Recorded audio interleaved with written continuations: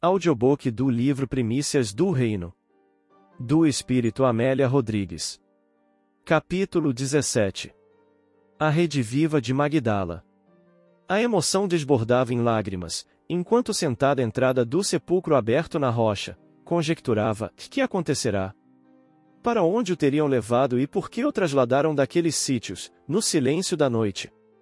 A inquietação assumia proporções de desespero que a dominava lentamente.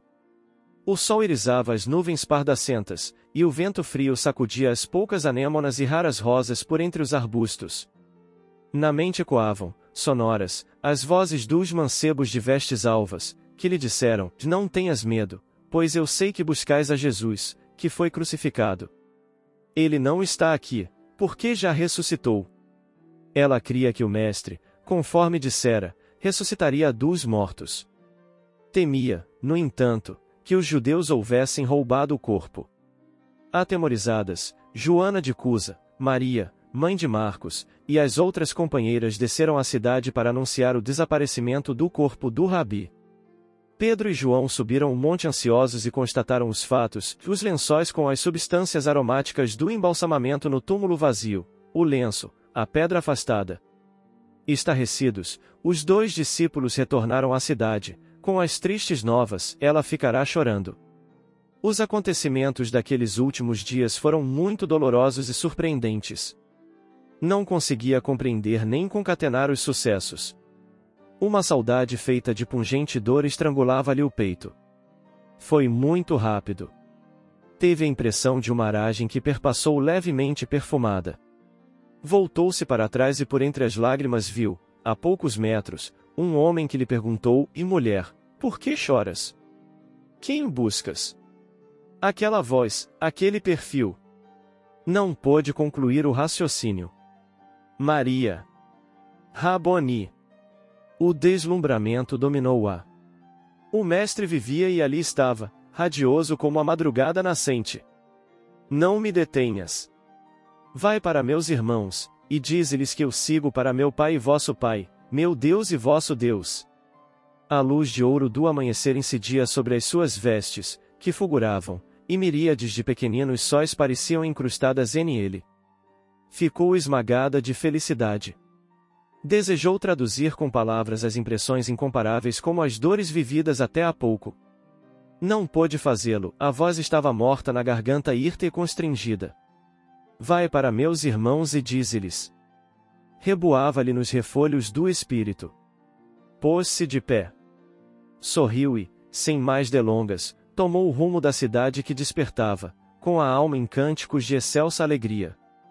O leve ar da manhã embalsamada com os últimos perfumes da quadra, o verde dos campos de acre e bizeta, a paisagem emoldurada de sol com o píncaro dos montes debruado a ouro, eis a tela sublime em que ele volvera. Venceu a distância com febricidade e atingiu o cenáculo onde os companheiros se acolhiam constrangidos e receosos. Pairavam no ambiente triste as sombras do desgosto.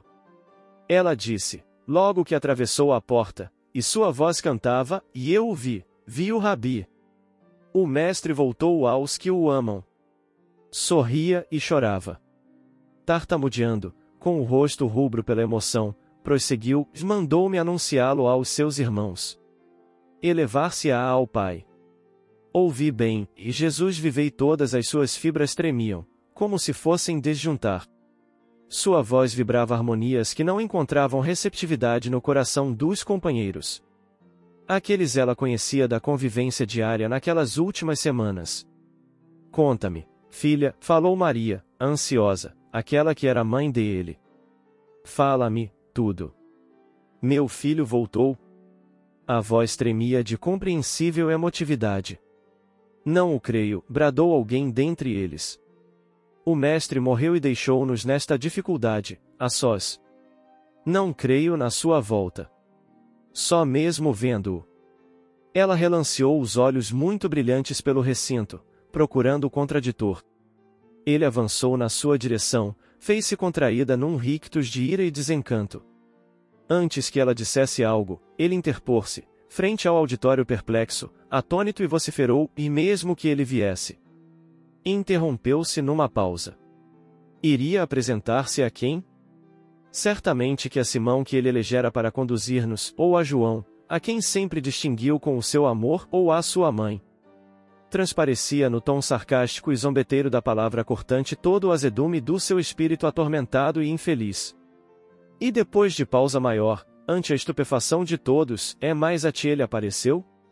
Não, não o creio. Não creiamos. Não é possível que ele tenha aparecido exatamente a ela.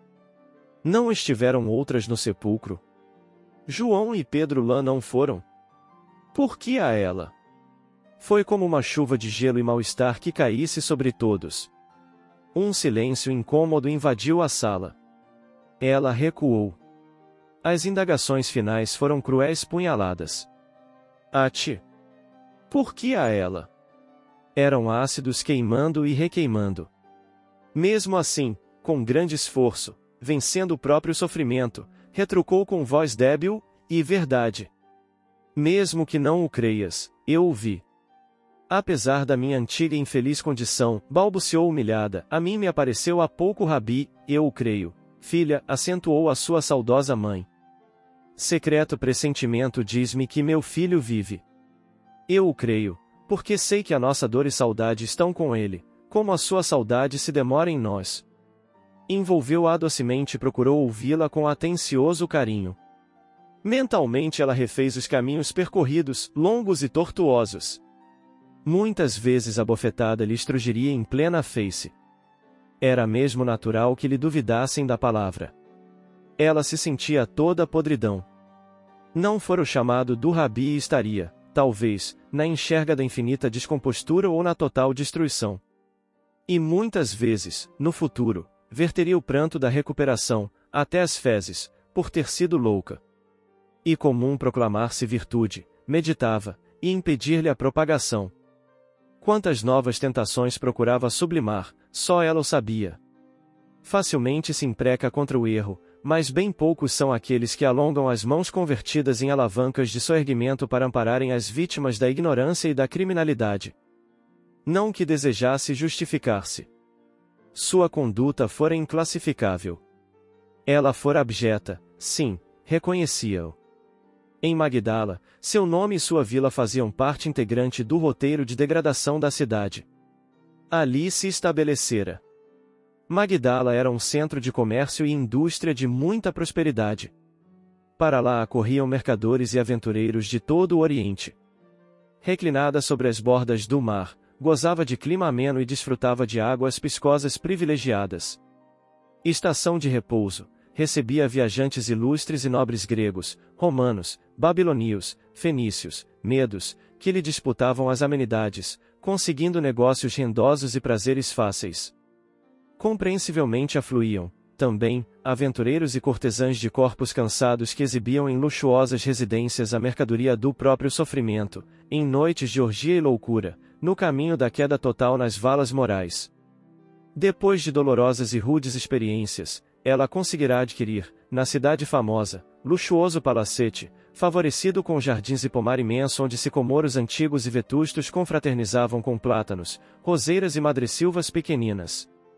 Em sua casa recepcionava os homens mais requistados que transitavam pela urbe agitada.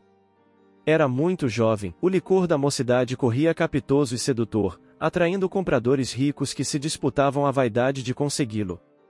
A noite sempre lhe fora comparsa discreta, pois que, ao cair das sombras e ao acender das lâmpadas e tocheiros, a velha porta de carvalho, nos muros externos, dava acesso àqueles que, na via pública, por preconceitos e hipocrisia, exibiriam a honra de apedrejá-la logo houvesse ocasião. Possuía na sua vivenda de linhas gregas, sóbrias, tudo quanto a ambição pode cobiçar e joias exóticas de alto preço, perfumes raros e essências originais em vasilhames de alabastro trabalhado, tapetes persas e babilônios, arcas abarrotadas de sedas e damascos, móveis de mogno artisticamente lavrados, moedas de todas as procedências, servos originários de vários países. Tudo quanto a vaidade diz que produz felicidade. Mas não se sentia feliz nem ditosa. Na imensa residência rica, cheia de preciosidades, sentia-se vazia, vulgar e atormentada. A sua condição de mulher rica não lhe mudava o caráter infame de pobre meretriz, mercadora dos perfumes da ilusão. Sofria indizível amargura. Em longas e tristes noites de soledade, parecia escutar vozes zombeteiras que lhe chicanavam a desdita e quase sempre experimentava os incomparáveis tormentos da obsessão pertinaz na mente e carnes cansadas e doloridas. Diziam-na endemoninhada e temia sê-lo. As mulheres, talvez mais felizes, além de seus muros, invejavam-na, detestando-a ao mesmo tempo, e os homens inquietavam-na, perseguindo-a. Tinha ânsia de paz no imenso cairei do abismo das paixões aniquiladoras e desejava o amor, um estranho amor que ambicionava secretamente, sem que o encontrasse. O amor que conhecia era, em verdade, luxúria e dissabor. Acreditava no amor que fosse feito de paz e ternura, doação plena e tranquilizante. Não esperava fruí-lo, todavia. Era sumamente infeliz e aguardava, um dia não muito longe, a selvageria de algum guerreiro déspota impiedoso ou as pedras da falsa pudicícia, na praça. De coração generoso, gostava de ajudar e por ser infeliz compreendia a dor dos sofredores e se apiedava da aflição dos desditosos. Suas mãos e dedos adereçados derramavam moedas e ofertavam pães, e se as portas da sua casa se fechavam frequentemente aos servos do prazer, seus servos tinham severas ordens de abri-las à dor e ao sofrimento que buscasse ajuda ou guarida. Quando a serenidade lhe possuía a mente, voltava à infância risonha, como em sonhos e enlevos festivos, surpreendendo-se, depois, com a realidade causticante. O nome dele soava na acústica dos corações como a melodia suave de uma harpa tangida ao longe. A dor foge, ao contato das suas mãos, e a luz dilata pupilas mortas, uma alegria espiritual invade aqueles que convivem com ele e uma esperança estranha e doce empolga os corações, onde ele se encontra, comentavam todas as vozes. As servas falavam sobre ele com estranho fascínio no olhar, antes mortiço e sem vitalidade. Chamavam-no libertador e completavam que não era um libertador comum, quais aqueles que prometem quebrar as algemas de ferro da escravidão política e social, mas um singular salvador, que oferecia paz perene e libertação total, e tranquilidade e segurança íntima, independentes da situação física em que transitassem. Nas praças ou nas praias, pelos caminhos as multidões seguiam-no fascinadas, como se ele exalasse felicidade, naqueles dias rudes de provanças e misérias. Numa noite de perfumes primaveris, instada por uma serva de confiança, dedicada e fiel, permitiu um diálogo sobre ele. Trazia o coração opresso e sentia a álgida constrição das forças ignotas que lhe atenazavam o espírito, perturbando-lhe a razão e amargurando-lhe as horas. A jovem, que o escutara às vésperas, falou com desembaraço: Senhora, hoje ele pernoita perto daqui, em Cafarnaum. Ide vê-lo, senhora. A voz era quase súplice. Dançavam-lhe na mente as fantasias do seu desespero, e assim mesmo, considerou, e receber-me-á, o teu rabi? Dissera com desprezo de si mesma. Os rabis são puros e detestam os infelizes, levantando a voz para ameaçar com castigos e punições aqueles que, iguais a mim, tombaram nas rampas da desgraça, e o rabi esclareceu a jovem, entusiasta, ama os sofredores e confabula com todos, informando que as impurezas muitas vezes estão ocultas e ninguém as vê, dignos todos, no entanto, de compreensão e ajuda. Mas, eu sou diferente. Tu sabes que sou. Lágrimas fluíram quentes e confortadoras como há muito não expunha. Senhora, ele diz que veio encontrar o que estava perdido. Sou uma condenada, é dominada por espíritos imundos. Ele é a porta de redenção. Vamos, senhora. Ele vos receberá. A noite balançava luzes miúdas no firmamento escuro, quando uma embarcação singrou as águas, no rumo de Cafarnaum. O diálogo fora breve. Toda uma vida, porém, perpassou nele. Ao retornar não era a mesma. Estranha e poderosa transformação imprimira no seu íntimo, esperanças e ideais novos, dantes jamais sonhados.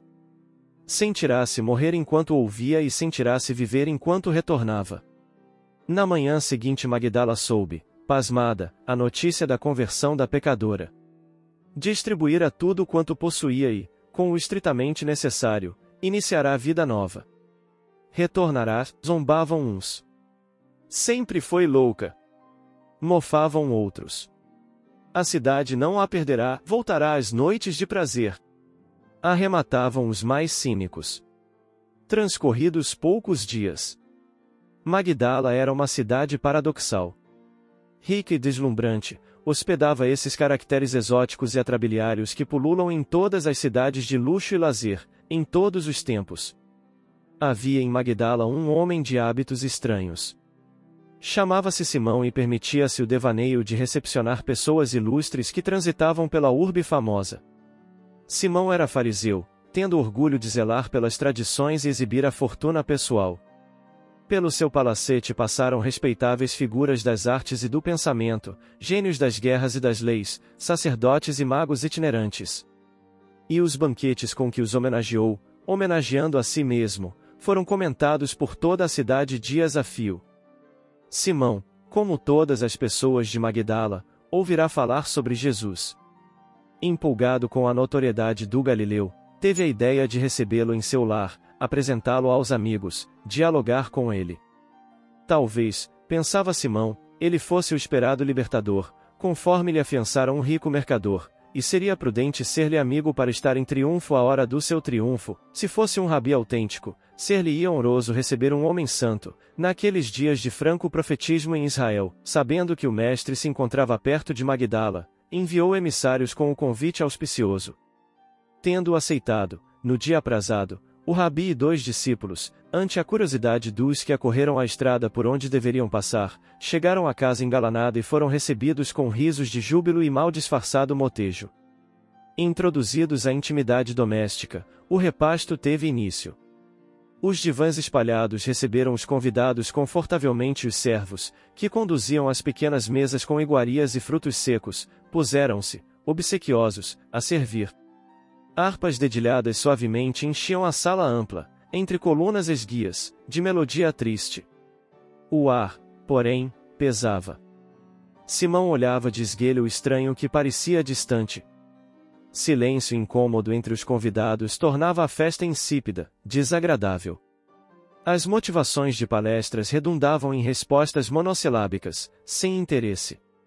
Quase ao fim do banquete, ouviram-se gritos e vozes em altercação violenta, quando, subitamente, irrompeu sala adentro a figura desgrenhada e chorosa de estranha mulher.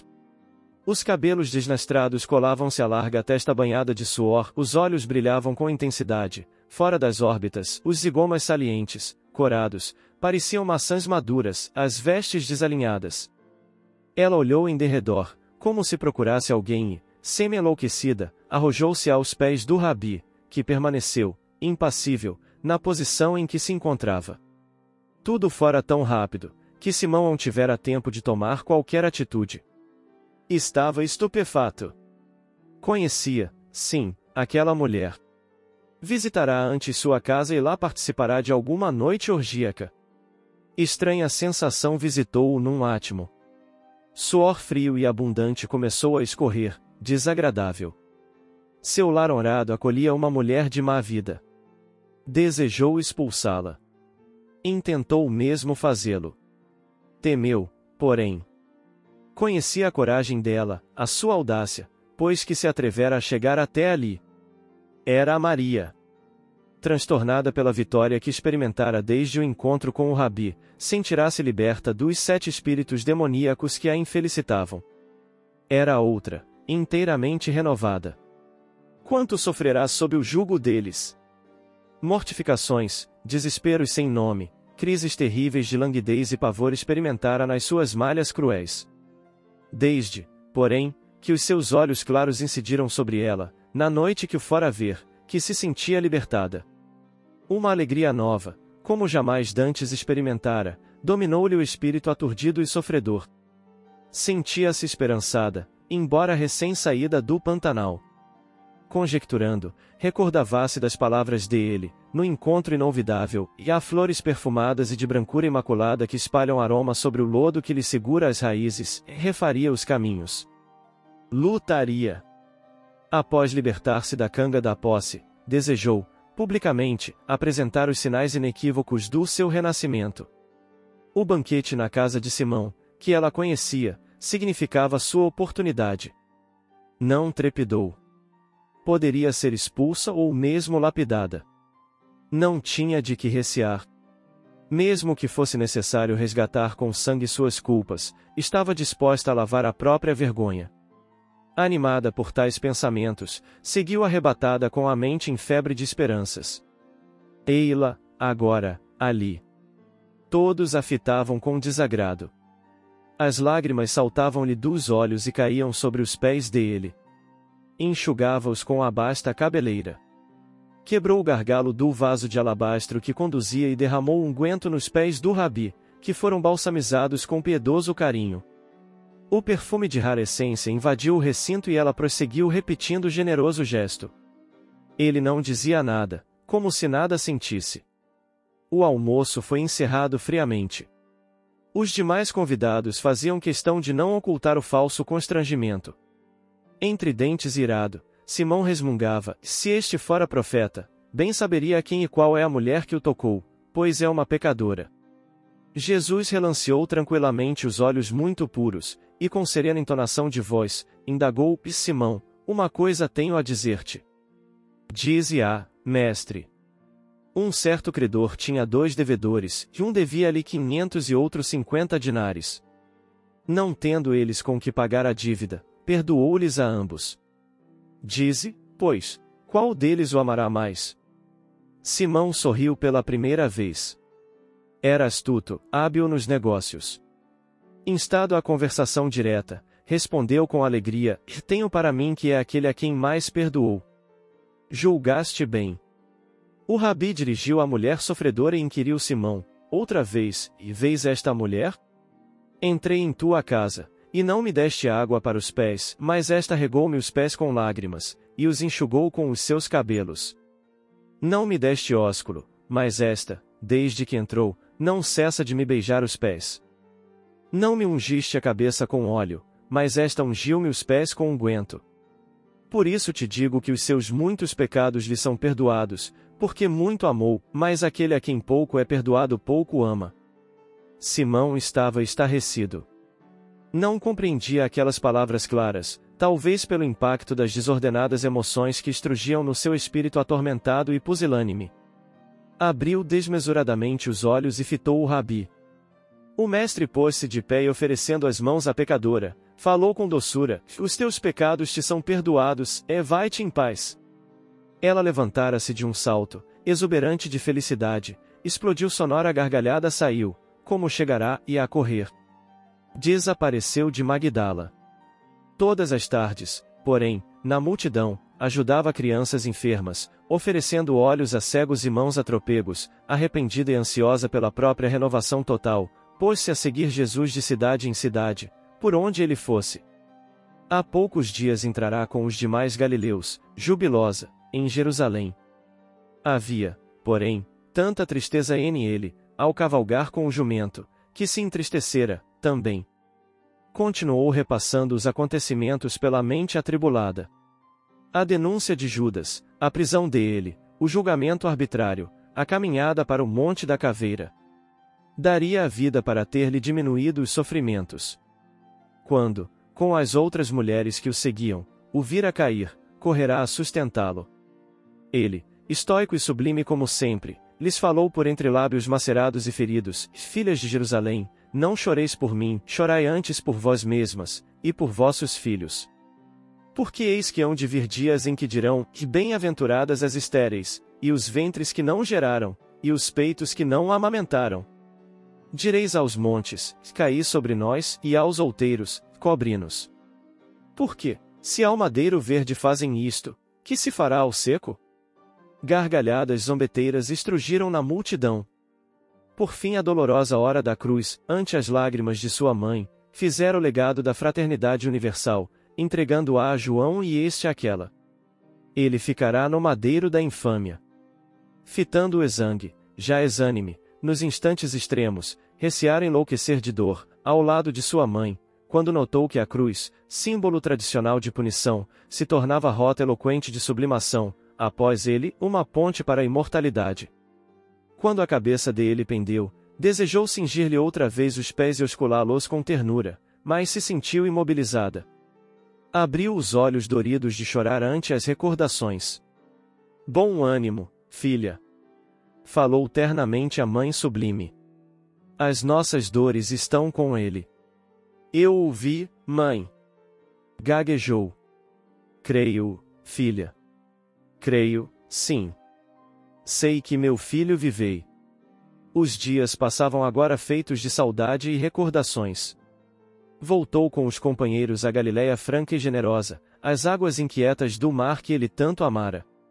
A frase terrível, com que o companheiro invigilante a satirizara, continuava a persegui-la mentalmente. Lá ele reapareceu e falou longamente a todos, quase 500, e concitando-os à pregação dos seus aditos e à edificação do reino da luz nas fronteiras do Espírito. Ide e pregai a todas as gentes. No mundo só tereis aflições. Lembrai-vos de mim, eu venci o mundo. Eu vos mando como ovelhas mansas. Soavam no ar os novos ensinos. Ontem foram as notícias trazidas pelos jornaleiros dos caminhos de Emaús, hoje é a pesca incomparável. Ausente, ele jamais estivera tão próximo, e continuava a inundar os corações com sua presença inconfundível. Era o ministério que para eles começava. 40 dias depois dos terríveis acontecimentos, ele apareceu à sua mãe e aos 11, que estavam em Jerusalém, e levou-os até a Betânia. Todos o seguiram ansiosos, felizes, como nos dias idos. Não era, porém, a jornada, como outrora. Entre eles havia felicidade e também temor. A felicidade do reencontro e o temor da fraqueza de que deram mostras. Chegando ao cume da montanha, com a cidade resplandecente aos seus pés, os companheiros perguntaram: Senhor, restaurarás tu, neste tempo, o reino a Israel? O mestre olhou-os com aquela tristeza do passado. Os amigos ainda não compreendiam qual era o seu reino, reino sem dimensão geográfica nem política, a perder-se nas galáxias do firmamento. Respondeu-lhes com o acento de excelsa compreensão: não vos pertence saber os tempos ou as estações que o Pai estabeleceu pelo seu próprio poder. E, ante a muda interrogação de todos, acrescentou: recebereis as virtudes do Espírito Santo, que há de vir sobre vós, e ser-me-eis testemunhas, tanto em Jerusalém como em toda a Judéia, Samaria, e até aos confins da terra. Todos estavam com os olhos fitos nele, só então, perceberam que ele ascendia lentamente, as mãos voltadas para eles num gesto de afago, as vestes luminosas, até desaparecer nas alturas.